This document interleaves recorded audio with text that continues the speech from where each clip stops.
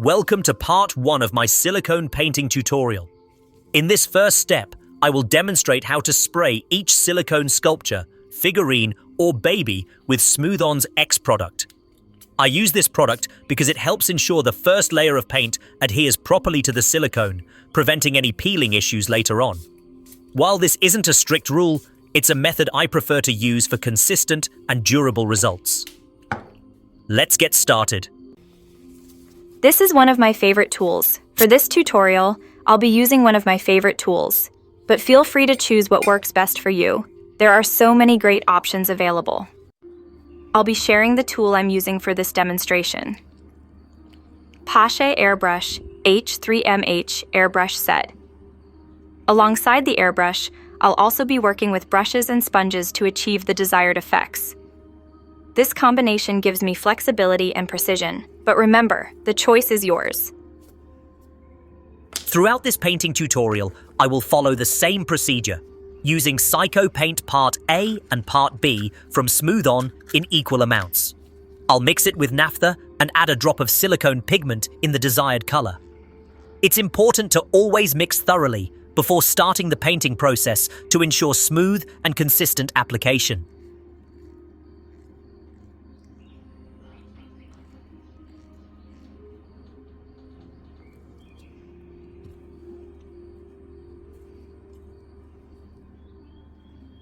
I prefer, again, this is just my artistic preference, to mix the silicone colors in a small plastic cup to avoid wasting materials. A little of this mixture goes a long way.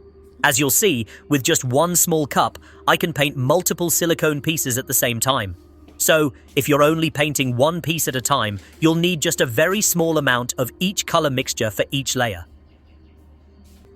Materials needed for silicone painting: wooden sticks for mixing, plastic or paper cups, naphtha latex-free sponges and brushes, cotton balls and wipes, well-ventilated workspace 3M mask, goggles, headscarf or hair wrap, latex-free gloves, precision scale for measuring materials, calculator.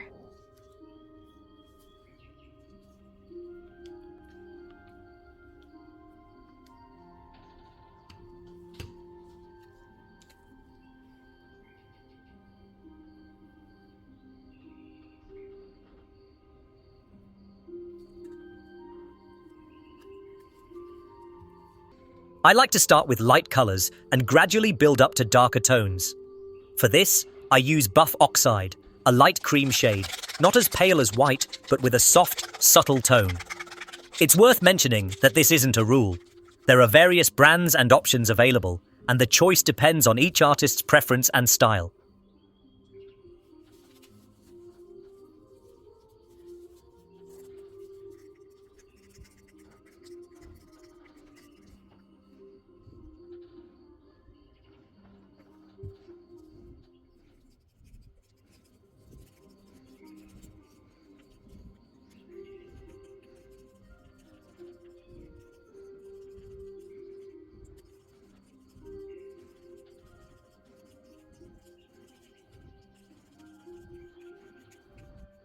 Mix well. Here, I'm using naphtha as my paint thinner, but there are other options available on the market. I've been using naphtha since 2016, so I'm very familiar with it.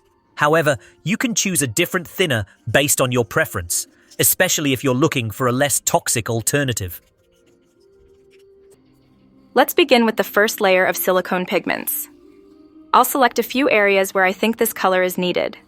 However, you can also decide which areas you prefer to apply it based on your artistic vision. Here, I am applying the pigment around the eyes and lips, as well as on the nails. Sometimes, I also apply it along the edges of the ears.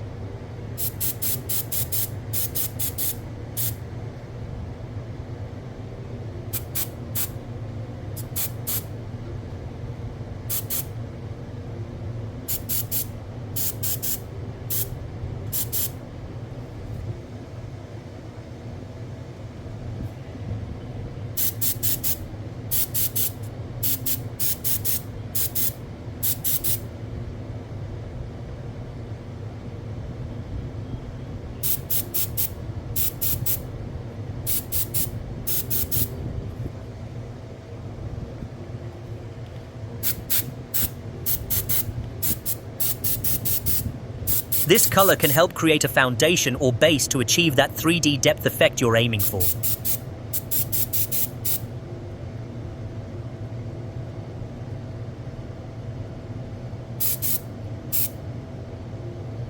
Little silicone tongue.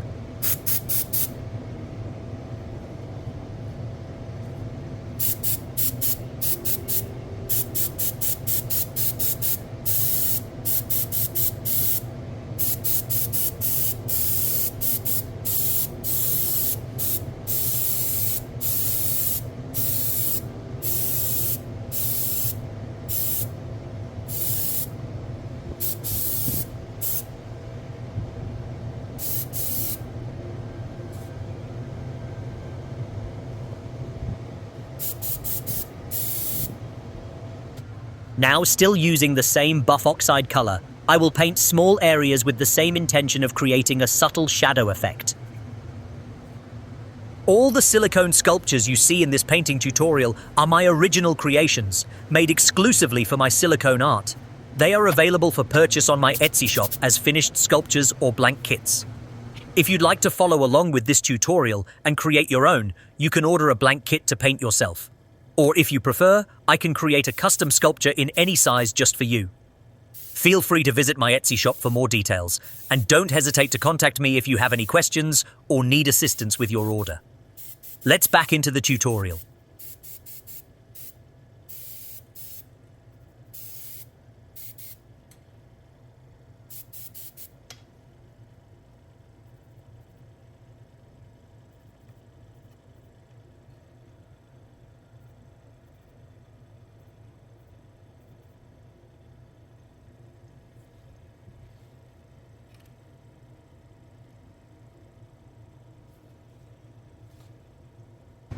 I prefer to keep the silicone pieces covered until the next layers of color are applied.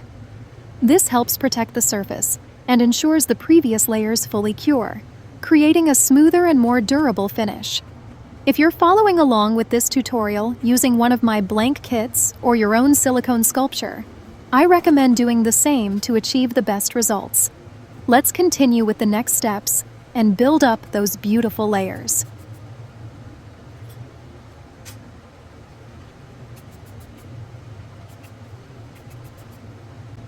You will see me spray this pinky glass bottle everywhere before I apply the first layers of colors. It's the Inhibit X product from Smooth On Products.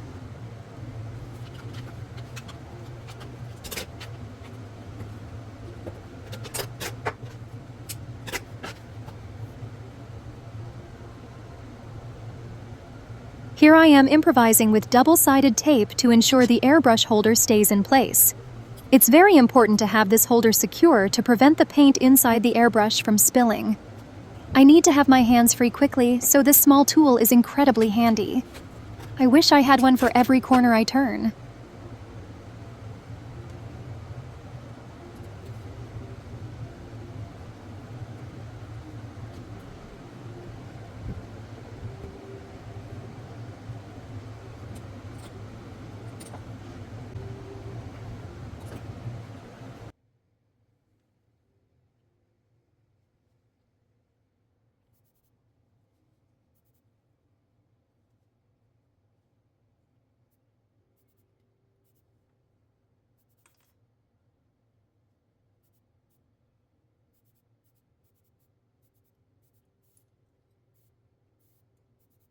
Here you'll see me applying the same color, a buff oxide kind of cream, or it could also be white.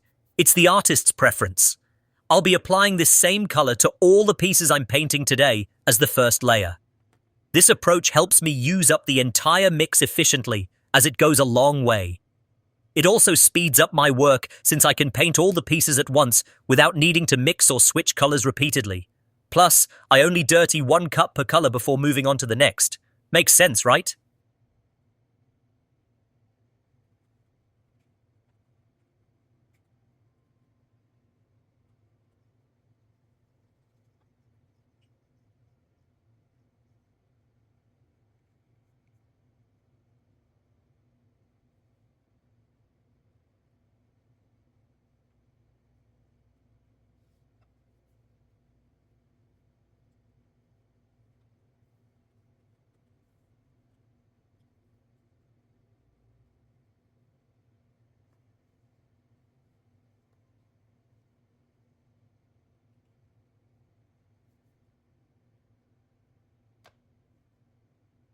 This little extra soft silicone skin turned out so charming, don't you think?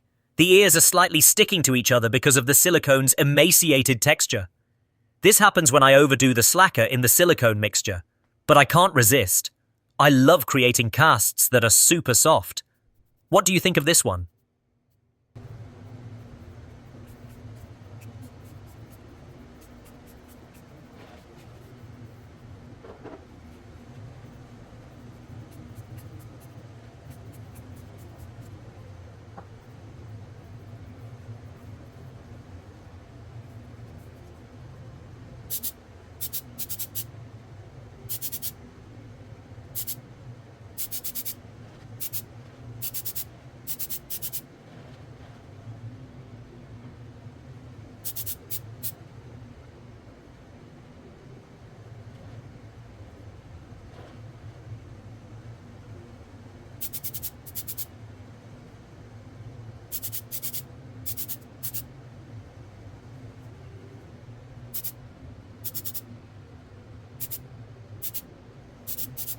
Latex-free sponges to avoid contamination on a cure.